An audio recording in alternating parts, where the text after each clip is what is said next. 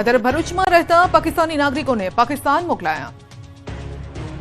પહલગામ આતંકવાદી હુમલા બાદ ભારતમાં આવેલા પાકિસ્તાની નાગરિકોને 48 કલાકમાં દેશ છોડવાની સરકારે સૂચના આપી છે। ત્યારે ભરૂચમાં કાર્યવાહી કરાઈ છે।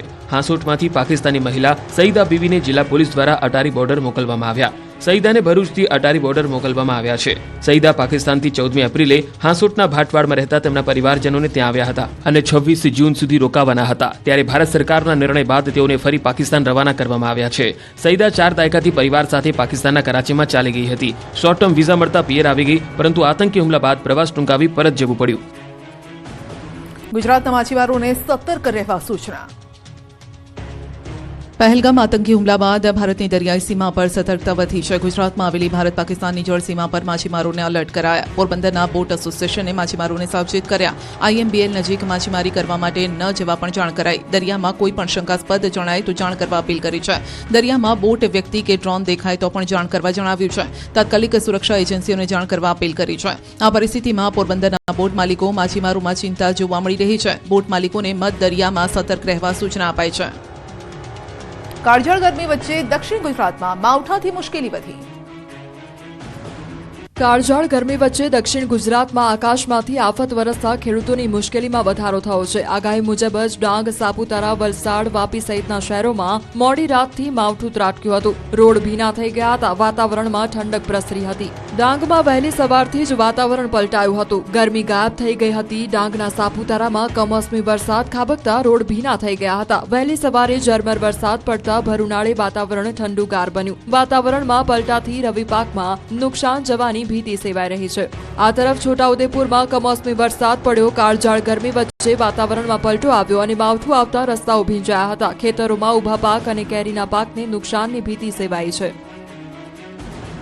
મોડાસામાં કાર અને ટ્રક વચ્ચે અકસ્માત। કારનો ડૂચો વળી ગયો। ડૂચો વળી ગયેલી કાર, ટ્રકના આગળના ભાગનો ભૂક્કો અને હોસ્પિટલમાં દાખલ લોકો। ભયંકર અકસ્માતના દ્રશ્યો છે મોડાસાના। અહીં કાર અને ટ્રક વચ્ચે એવો ગમખ્વાર અકસ્માત સર્જાયો કે કારનો ભૂક્કો બોલી ગયો। મોડાસાના ગાજણ ટોલ નાકા પાસે રાજસ્થાનથી આવી રહેલી કાર અને ઓવરસ્પીડમાં આવી રહેલ આઈસર ટ્રક વચ્ચે અકસ્માત થયો। બંનેની સ્પીડ એટલી ખતરનાક હતી કે કારનો સંપૂર્ણ કચ્ચરઘાણ નીકળી ગયો। સ્થાનિક લોકોએ તરત જ ઘટના સ્થળે દોડી આવ્યા। સમાજસેવક જયદીપસિંહ ચૌહાણે હિંમત દાખવીને કારના પતરા કાપીને એક નાની બાળકી સહિત 4 લોકોને બહાર કાઢ્યા। અકસ્માતમાં કારમાં સવાર તમામ 4 વ્યક્તિઓને નાની મોટી ઈજાઓ થઈ હતી। ઈજાગ્રસ્તોને તાત્કાલિક સારવાર માટે ખાનગી વાહન મારફતે મોડાસા સાર્વજનિક હોસ્પિટલમાં ખસેડવામાં આવ્યા। મોડાસા રૂરલ પોલીસે ઘટના સ્થળે પહોંચી અકસ્માત અંગે તપાસ શરૂ કરી। અમરેલીમાં સિંહણને અડફેટે લેનાર ટ્રક ચાલક પકડાયો। અમરેલીના દેવળિયાના પાટિયા પાસે સિંહણને અડફેટે લેનાર ટ્રક ચાલક પકડાયો। ગોંડલથી ડુંગળી ભરી નીકળેલ ટ્રકે સિંહણને કચડી મારી હતી। 24 એપ્રિલે રોડ અકસ્માતમાં સિંહણના મોતની ઘટના બની હતી। અજાણ્યો ટ્રક ચાલક સિંહણને ટક્કર મારી નાસી છૂટ્યો હતો। આ મામલે તપાસ દરમિયાન પોલીસે ટ્રક ચાલકને ઝડપી પાડ્યો છે। હાઈવે ઉપર મોટાભાગના સીસીટીવી ચકાસણી કરવામાં આવી। બાદમાં ટ્રક ડ્રાઈવર રાજેશ પડારિયાને ટ્રક સાથે ઝડપીને પૂછપરછ કરતા તેણે કબૂલાત કરી હતી। ત્યારે આ મામલે સિંહણ સાથે અકસ્માત કરનાર સામે ગુનો નોંધાયો છે। ટ્રક ચાલક ગોંડલનો છે। આરોપી ડુંગળી ભરેલું ટ્રક લઈને ગોંડલથી મહુવા જઈ રહ્યો હતો। વન વિભાગે 3 અલગ અલગ ટીમો બનાવી તપાસ શરૂ કરી હતી। તપાસ દરમિયાન 40થી વધુ સીસીટીવી ફૂટેજની ચકાસણી કરવામાં આવી। બારડોલીમાં રખડતા ઢોરનો આતંક યથાવત। બારડોલીમાં 2 આખલાઓ વચ્ચે થયું યુદ્ધ। માર્કેટ બજારમાં છૂટા ફરતા આખલાઓ બાખડ્યા। આખલાઓ વચ્ચે યુદ્ધ થતા 2 મોપેડ અને ઇલેક્ટ્રિકની દુકાનના સામાનને મોટું નુકસાન। ઇલેક્ટ્રિકની દુકાનનો સામાન પણ આખલા યુદ્ધમાં રોડ પર ફેંકાયો। આખલાઓએ જાહેર રોડ પર મચાવ્યો આતંક। વડોદરામાં વૃદ્ધ વરસાદી નાળામાં ખાબક્યા। વડોદરા શહેરના ગોત્રી વિસ્તારમાં ગોકુલનગર નજીક વરસાદી નાળામાં એક વ્યક્તિ પડી જતા અફરાતફરી સર્જાઈ હતી। વરસાદી કાંસમાં ભરતભાઈ બારોટ પડી જતા લોકો તેને બચાવવા દોડી આવ્યા, પરંતુ કાંસ ઊંડો હોવાથી ફાયરના જવાનોને જાણ કરાઈ। ફાયરની ટીમે પહોંચી સીડી નાખી વૃદ્ધને મહા મહેનતે બચાવી લીધા। રેસ્ક્યુ કરી સહી સલામત બહાર કાઢ્યા। 3 ફાયર જવાનોએ એક સીડીની મદદથી રેસ્ક્યુની કામગીરી કરી હતી। વૃદ્ધને સામાન્ય ઈજાઓ થતા તેઓને તાત્કાલિક સારવાર અર્થે 108 મારફતે સયાજી હોસ્પિટલમાં ખસેડવામાં આવ્યા હતા। ઘટનાની માહિતી મળતા સ્થાનિક કોર્પોરેટર ઉમંગ બ્રહ્મભટ્ટ અને ગોત્રી પોલીસ સ્ટેશનની ટીમ પણ ઘટના સ્થળે પહોંચી હતી। રાજકોટમાં રમકડાની ફેક્ટરીમાં યુવાનનું 27 સેકન્ડમાં જ મોત। રાજકોટમાં રમકડાની ફેક્ટરીમાં કામ કરતા કરતા યુવાનને આવ્યું મોત। રાજકોટના ગોંડલ ચોકડી પાસે રમકડાના કારખાનામાં કામ કરતો 19 વર્ષીય યુવક 24 એપ્રિલના રાત્રિના 10 વાગ્યા આસપાસ કામ કરતા કરતા ઢળી પડ્યો હતો અને માત્ર 27 સેકન્ડમાં તે મોતને ભેટ્યો હતો. કારખાનામાં કામ કરતા સમયે અતુલ કૌલ એકાએક ઢળી પડતા તેને સારવારમાં ખસેડવામાં આવ્યો હતો, પરંતુ સિવિલ હોસ્પિટલમાં તબીબે તેને મૃત જાહેર કર્યો હતો. હાલ પોલીસે મોતનું સાચું કારણ જાણવા મૃતદેહ પોસ્ટમોર્ટમ અર્થે ખસેડી જરૂરી કાર્યવાહી હાથ ધરી હતી, જેમાં પ્રાથમિક તારણમાં હાર્ટ એટેકથી મોત થયાનું સામે આવ્યું છે. ઉલ્લેખનીય છે કે મૃતક યુવાન મૂળ ઉત્તર પ્રદેશનો હોવાનું સામે આવ્યું છે. યુવકના મોતથી પરિવારમાં શોકનું મોજું ફરી વળ્યું છે. મૂળ યુપીનો યુવક ફ્લેક્સ ઝોન નામની કંપનીમાં કામ કરતો હતો. તે આશરે 10 મહિનાથી આ કંપનીમાં કામે લાગ્યો હતો. વડોદરાની વિબગ્યોર શાળાના સંચાલકોની મનમાની સામે એબીવીપીનો વિરોધ.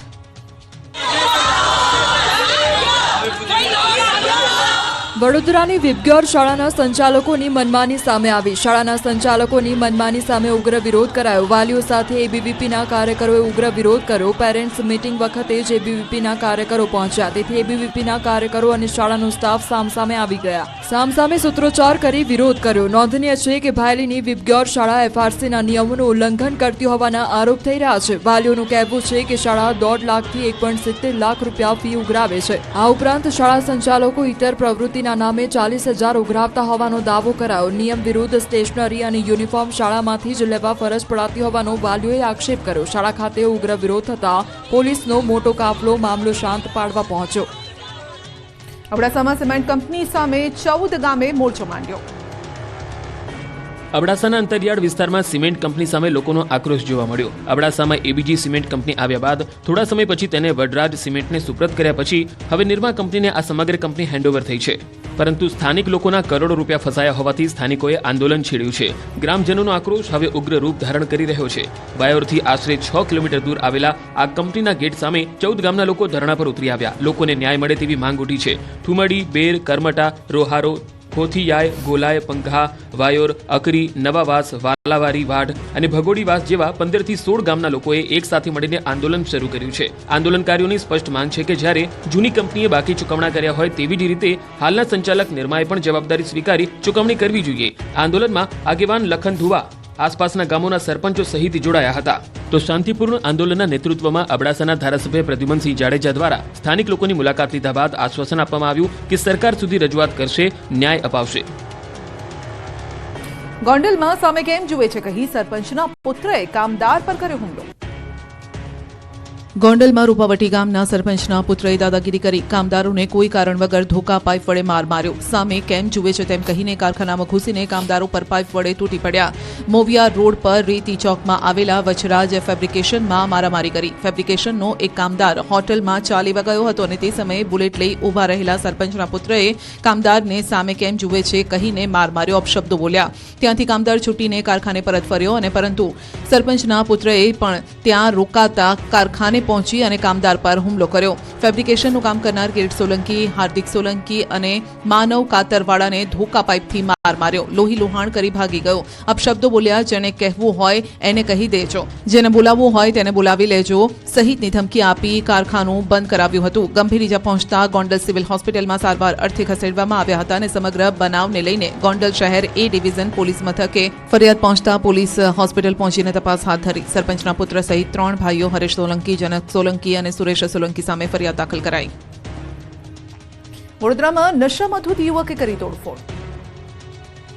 મારામારીના દ્રશ્યો વડોદરાના છે. અહીં નશામાં ધૂત એક યુવકે તોડફોડ કરી હતી. શહેરના નાગરવાડા નવી ધરતી વિસ્તારમાં નશામાં ચૂર થઈને એક યુવાન આવી ચડ્યો હતો. માથાભારે ચેતન રાણા નામના યુવકે આખો વિસ્તાર માથે લીધો હતો. સોસાયટીમાં બહાર પાર્ક કરેલા વાહનોના કાચ તોડ્યા હતા. આ અંગેની જાણ થતા સ્થાનિકો બહાર દોડી આવ્યા હતા અને માથાભારે શખ્સને અટકાવતા તે મારવા દોડ્યો હતો, જેથી લોકોએ એકત્ર થઈને ચેતન રાણાને જાહેરમાં મેથી પાક ચખાડ્યો હતો. સુરતમાં પણ જીવલેણ હુમલો થયો. મારામારીમાં 2 યુવકો ઘાયલ થયા છે. માંગરોળના કુવારદા ગામે મારામારી થઈ હતી, જેમાં માથાના ભાગે ધારિયાના ઘા ઝીકી જીવલેણ હુમલો કરવામાં આવ્યો હતો. આ બનાવમાં 2 યુવકને ગંભીર હાલતમાં હોસ્પિટલમાં સારવાર અર્થે ખસેડવામાં આવ્યા. હુમલાખોર ઇસમો જીવલેણ હુમલો કરી ફરાર થઈ ગયા હતા. ઈજાગ્રસ્ત બંને યુવકો મૂળદના પ્રભુનગરના રહેવાસી છે. કોસંબા પોલીસ ઘટનાસ્થળે પહોંચી વધુ તપાસ હાથ ધરી. જંબુસરમાં ટેકાના ભાવે તુવેરની ખરીદી શરૂ થતા ખેડૂતોમાં ઉમંગનો માહોલ. જંબુસર પંથકના ખેડૂતો માટે ખુશીની ખબર આવી. ટેકાના ભાવે તુવેરની ખરીદી શરૂ થતાં ખેડૂતોમાં ઉત્સાહનો માહોલ. વહેલી સવારથી જ ખેડૂતોએ લાંબી લાઈન લગાવી. સરકારી ટેકાના ભાવે તુવેર ખરીદી શરૂ કરતા ખેડૂતો પોતાના ખેતરમાંથી તુવેર લાવીને પહોંચે છે. ગુજરાત એગ્રોના કેમ્પસમાં દરરોજ 70 થી 80 જેટલા ટ્રેક્ટર તુવેર લઈને પહોંચી રહ્યા છે. અત્યાર સુધીમાં અંદાજે 23,000 બેગ જેટલી તુવેરની ખરીદી થઈ ચૂકી છે. 7,550 રૂપિયા પ્રતિ ક્વિન્ટલના ભાવથી ખરીદી શરૂ થઈ રહી છે. સારા ભાવ મળતા ખેડૂતો ખુશ છે. જોકે વ્યવસ્થા અંગે ખેંચતાણ પણ જોવા મળી.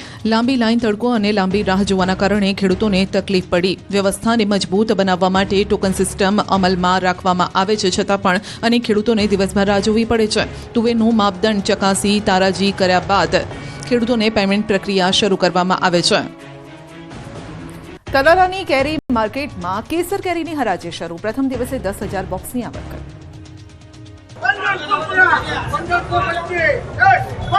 કેસર કેરીના રસિયાઓ જેની આતુરતાથી રાહ જોતા હતા તે તાલાલાની કેરી બજારમાં આવી ગઈ છે. ગીર સોમનાથના તાલાલાના મેંગો માર્કેટમાં કેસર કેરીની હરાજીનો પ્રારંભ થયો. હરાજી શરૂ થતાં જ મોટી સંખ્યામાં ખેડૂતો પોતાની કેરી લઈને યાર્ડ ખાતે પહોંચ્યા હતા. પ્રથમ દિવસે 10 કિલોના 10,000 કેરીના બોક્સની આવક થઈ હતી. ગત વર્ષ કરતાં 5 દિવસ હરાજી વહેલી શરૂ થઈ. આ વખતે કેરીનો પાક ઓછો હોવાથી 10 કિલોના એક બોક્સનો સરેરાશ ભાવ 700 થી 1,500 રૂપિયા બોલાયો હતો. આ વખતે કેસર કેરીની સિઝન 45 દિવસ રહેવાનું અનુમાન છે. કેસરનું 25% જ ઉત્પાદન થવાના કારણે આ વર્ષે ભાવ ઊંચા રહેશે. કેસર રસિયા માટે કેસરનો સ્વાદ કડવો રહેશે. આ વર્ષે 60% કેસરનું ઉત્પાદન ઓછું થવાને કારણે પૂરી સિઝન દરમિયાન કુલ 5 થી 6 લાખ બોક્સ પૂરી સિઝન દરમિયાન આવશે એવી ધારણા છે. સૌરાષ્ટ્રમાંથી દર વર્ષ અંદાજે કેસર કેરીનું 3,34,984 મેટ્રિક ટન ઉત્પાદન થાય છે, પરંતુ આ વખતે માત્ર 2 લાખ મેટ્રિક ટન જેટલું જ ઉત્પાદન થવાની શક્યતાઓ છે. બીજી તરફ 20 દિવસ પહેલાથી જ દેશ વિદેશમાં કેસર કેરી એક્સપોર્ટ થવા લાગી છે. તાલાલાથી દુબઈ, અમેરિકા, UK, કેનેડા અને ફ્રાન્સમાં કેરીની નિકાસ થાય છે. મહેસાણામાં તાંત્રિક વિધિના નામે 15 લાખની ઠગાઈ કરનાર ઢોંગી ઝડપાયો. સ્મશાનમાં ઢોંગી તાંત્રિક વિધિ કરવા પહોંચ્યો અને જૂના ફરિયાદીએ પકડી પાડ્યો. વિજાપુર તાલુકાના દેવપુરા ગામની ઘટના છે. 1 વર્ષ પહેલા ઠગ તાંત્રિકે વિધિ કરી પૈસા ડબલ કરવાના બહાને ઠગાઈ આચરી.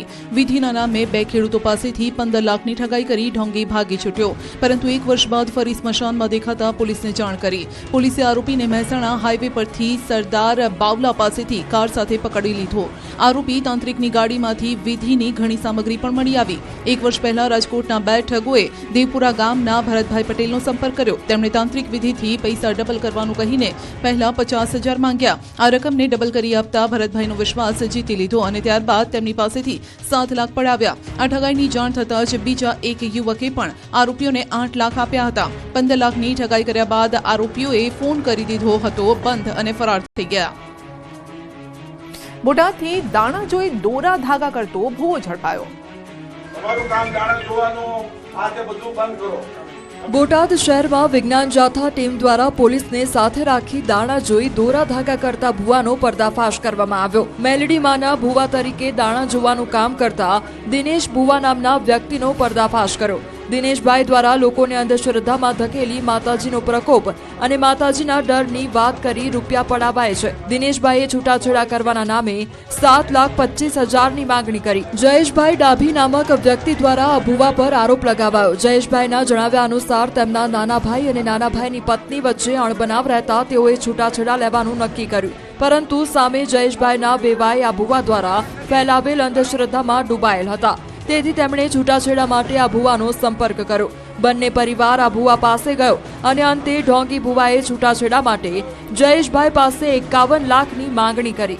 અંતે 7,25,000માં છૂટાછેડા નક્કી થયા, જેથી જયેશભાઈએ વિજ્ઞાન જાથાનો સંપર્ક કરી આ પાખંડી ભુવાના જુઠ્ઠાણાનો પર્દાફાશ કર્યો. સુરતમાં ટ્યુશન ક્લાસીસના ટીચરના પતિએ બાળક સાથે દુષ્કર્મ કર્યું. સુરતમાં હવસખોરે વિદ્યાર્થી સાથે દુષ્કર્મ આચર્યું. ટ્યુશન શિક્ષિકાના પતિએ જ દુષ્કર્મ આચર્યું હતું. પાંડેસરામાં 11 વર્ષના ધોરણ 3ના વિદ્યાર્થી સાથે પોતાની હવસ સંતોષી હતી. વિદ્યાર્થી ધોરણ 4માં આવતા કોચિંગ ક્લાસ શરૂ કર્યો હતો. પાંડેસરામાં શિક્ષિકાને ત્યાં બાળક ટ્યુશન લેવા જતો હતો. સાંજના સમયે ટ્યુશનનો સમય પૂરો થયા બાદ દુષ્કર્મ આચર્યું. બાળક ટ્યુશનથી ઘરે ન આવતા માતાએ મહિલા શિક્ષિકાને ફોન કર્યો હતો, જેમાં તમામ બાળકો ઘરેથી ચાલ્યા ગયા હોવાની વાત કરી હતી. જોકે માતા ટ્યુશન ક્લાસીસ પહોંચી હતી અને શિક્ષિકાના ઘરમાં કિચનની બાજુના એક અંધારપટ ખૂણામાં શિક્ષિકાનો પતિ બાળક સાથે દુષ્કર્મ કરતા રંગે હાથે પકડાયો. આ કેસમાં મહિલા શિક્ષિકાના પતિ વિશ્વનાથ પ્રસાદની ધરપકડ કરી લેવાઈ. સાથે જ અગાઉ કોઈ વિદ્યાર્થી જોડે દુષ્કર્મ આચર્યું છે કે નહીં તેની પણ તપાસ શરૂ કરવામાં આવી. નર્મદા પરિક્રમાને હવે એક દિવસ બાકી. અત્યાર સુધીમાં 9 લાખથી વધુ લોકોએ લીધો લાભ.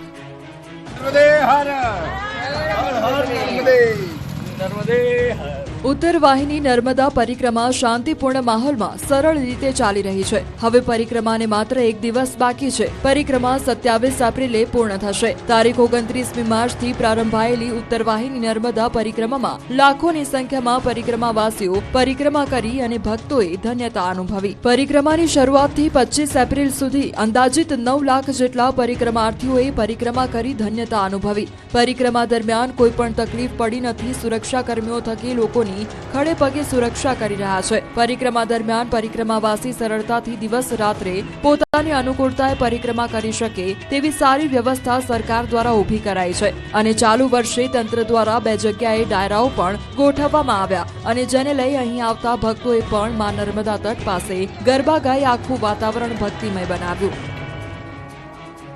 ધોરાજીમાં સેફટી વગર બ્રિજનું કામ કરતા મજૂરો, કોન્ટ્રાક્ટરની મનમાનીથી વાહન ચાલકો પરેશાન. ધોરાજીના જૂનાગઢ રોડ પર બની રહેલા બ્રિજના કામમાં કોન્ટ્રાક્ટરની મનમાનીથી વાહન ચાલકો પરેશાન થઈ ગયા છે. બ્રિજના કારણે લોકોને પારાવાર મુશ્કેલી પડી રહી છે. કોન્ટ્રાક્ટરની મનમાનીને કારણે સ્થાનિકો પરેશાન થઈ રહ્યા છે. કોઈ યોગ્ય વ્યવસ્થા વગર કામ થઈ રહ્યું છે. આજુબાજુના લોકોને તકલીફ થાય તેવું કોન્ટ્રાક્ટર અને લેબરોનું કામ હોવાથી હાલાકી પડી રહી છે.